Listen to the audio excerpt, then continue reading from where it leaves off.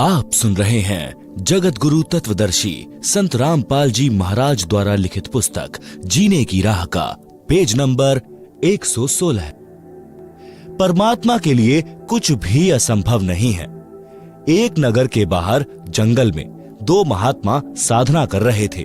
एक 40 वर्ष से घर त्याग कर साधना कर रहा था, दूसरा अभी 2 वर्ष से साधना करने लगा था।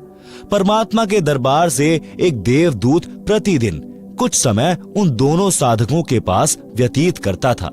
दोनों साधकों के आश्रम गांव के पूर्व तथा पश्चिम में थे।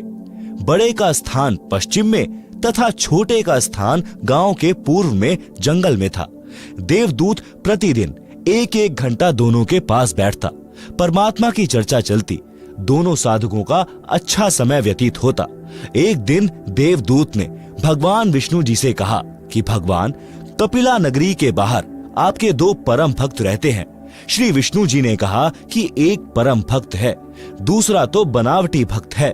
देवदूत ने विचार किया कि जो 40 वर्ष से साधना रत है वह पक्का भक्त होगा, क्योंकि लंबी लंबी दाढ़ी, सिर पर बड़ी जटा यानी केश हैं और समय भी 40 वर्ष बहुत होता है।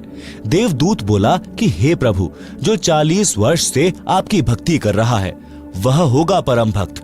प्रभु ने कहा नहीं, दूसरा जो 2 वर्ष से साधना में लगा है। प्रभु ने कहा कि देवदूत, मेरी बात पर विश्वास नहीं हुआ। देवदूत बोला, प्रभु ऐसा नहीं है, परंतु मेरी तुच्छ बुद्धि यही मान रही है कि बड़ी आयु वाला भी अच्छा भक्त है।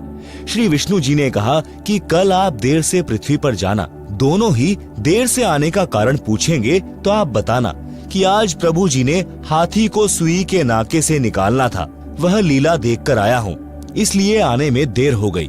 जो उत्तर मिले उससे आपको भी पता लग जाएगा कि परम भक्त कौन है। पहले प्रतिदिन देवदूत सुबह 8 बजे के आसपास बड़े के पास जाता था और 10 बजे के आसपास छोटी आयु वाले के पास जाता था।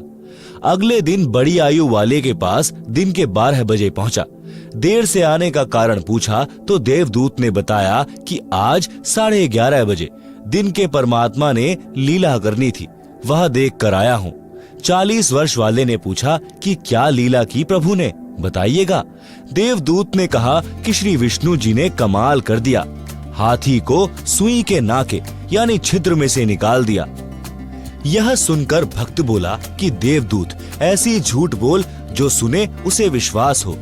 यह कैसे हो सकता है कि हाथी सुई के नाके में से निकल जाए? मेरे सामने निकाल कर दिखाओ।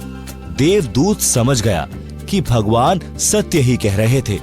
यह तो पशु है, भक्त नहीं, जिसे परमात्मा पर ही विश्वास नहीं कि वह सक्षम है। जो कार्य मानव नहीं कर सकता परमात्मा कर सकता है, उसकी भक्ति व्यर्थ तथा बनावटी है। देवदूत नमस्ते करके चल पड़ा और छोटे भक्त के पास आया।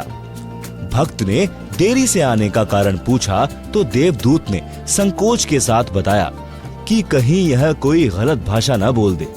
कहा कि भक्त क्या बताऊं, परमात्मा ने तो अचरज कर दिया, कमाल कर दिया। देखकर आंखें फटी की फटी रह गई। परमात्मा ने हाथी को सुई के नाके यानी धागा डालने वाले छिद्र के अंदर से निकाल दिया। यह सुनकर भक्त बोला कि देवदूत जी, इसमें आश्चर्य की कौन सी बात है? परमात्मा निकाल दे पूरी पृथ्वी को सुई के नाके में से, हाथी तो बात ही क्या है। देवदूत ने भक्त को सीने से लगाया और कहा कि धन्य है आपके माता पिता जिनसे जन्म हुआ। कुर्बान हूँ आपके परमात्मा पर, अटल विश्वास पर। आप सुन रहे हैं जगत गुरु तत्वदर्शी संत रामपाल जी महाराज द्वारा लिखित पुस्तक जीने की राह का पेज नंबर 117। पाठक जनों, यह तो एक उदाहरण है। वास्तव में भक्त को परमात्मा पर पूर्ण विश्वास होना चाहिए कि परमात्मा जो चाहे सो कर सकता है।